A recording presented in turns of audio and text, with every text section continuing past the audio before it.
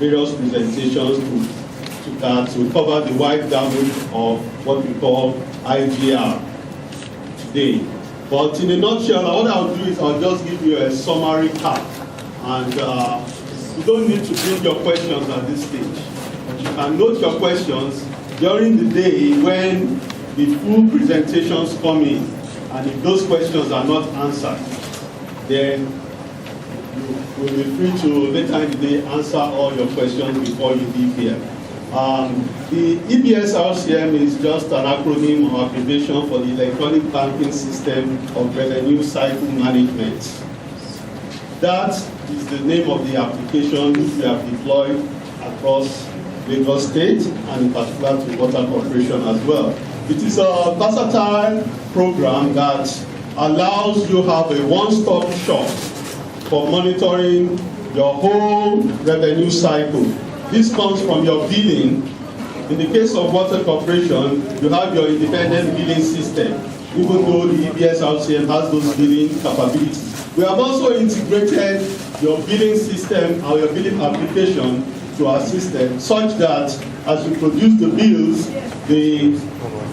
the billing references and amount and data can be pumped into the electronic banking system for revenue cycle management. What that means for you is that by the time your payers are going to the bank to make the payments, there can be some ease of reconciliation because the billing data is already incorporated into the platform such that by the time they are paying, there's an easy reconciliation to show who has paid and who's not paid. And one of the versatile attributes you have from this is that you can generate a wide variety of reports for use depending on which area you are.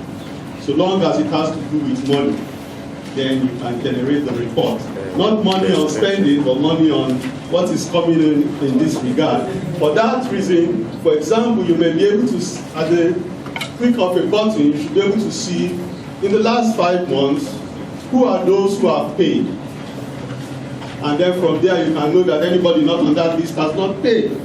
And if that person is on the database and has not paid, it will show by just querying and running some programs on that interface with your billing system to show you who has not paid. And more important is that it can show you sorted how much, who are your top payers. It can show you by different districts or agencies, sub-agencies as you have structured them for us, and this is not fixed. It can be further refined. It can show you which subunits, where the money is coming from. And if you have also sectorized your payers, you can know which of the industries or commercial areas is bringing you this wide gamut of revenue information. But the system is only as good as its users. That is why we are here today, to make sure you have an overview of the capabilities of the system, so that when you go back, you can see yourself empowered. And also, each and every one of you should be able to have access to the application. Now, if you are not using it in your office, you can also use it at home, because at the same time, you all have payer identification number, which is a PIN number that has been assigned to you. That tracks all your payments to Lagos State, and it also tracks your tax records. It means that you can go to the website, which is www.ebs-lasg.com.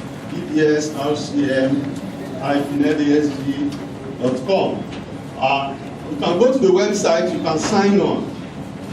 As an individual, you can be able to say, let me see the record of my tax payments, at least up to last year. You can be able to see what has been deducted from you and what has been remitted to the appropriate authority. And then you will also learn how you can get your electronic tax card and its usefulness. For example, if Lagos State tomorrow says that, look, before your child can avail of certain services in school or wherever, if it's a public school or in the health center, your family, you should be able to quickly present to them your ETCC. And you yourself should be able to query the record and see, is your payment up to date? If it is not up to date, you may need to go and give the person in finance a friendly nudge because that's what we do here, to give them a friendly nudge. Those people in finance are always important. You can't give them a big voice like that and tell them, look, my record doesn't appear to be up to date. Then that's other things that you do. But more important, this system is based on the tripod of the law, the system, and the enforcement. We need to make sure that whatever we are doing is legal. Then we need to make sure that whatever we are doing, even the way we approach the enforcement, we should all make sure that everything is guided by the law. And then the system is there, and the processes that go with the system are documented to help you to achieve what you want to achieve. And there must be some bites, that which is where we call the enforcement. When you have enforcement drive to say who has not paid, maybe you need to disconnect them, maybe you need to follow up, maybe you need to do some symposium, enlightenment campaign. Those are things that are of relevance to us. Very important aspect is the receipt. The receipt is an automated revenue receipt. What that means is, as soon as you pay, the system churns out the receipt.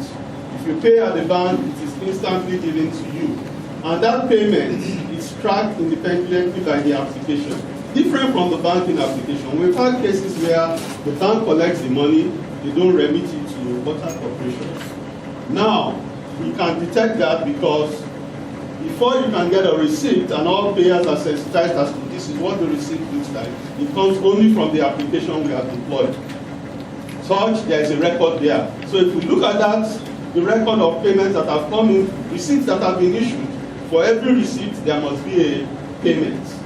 We track that with you, and in conjunction with your various units, banking and reconciliation, or finance and admin, we work hand in hand with our people here who are also in the banking group and also in the software people to make sure that there is some follow-up to see that things are resolved promptly. It's a very important aspect because you don't want your receivables to be there. The bank should not be sitting on your money.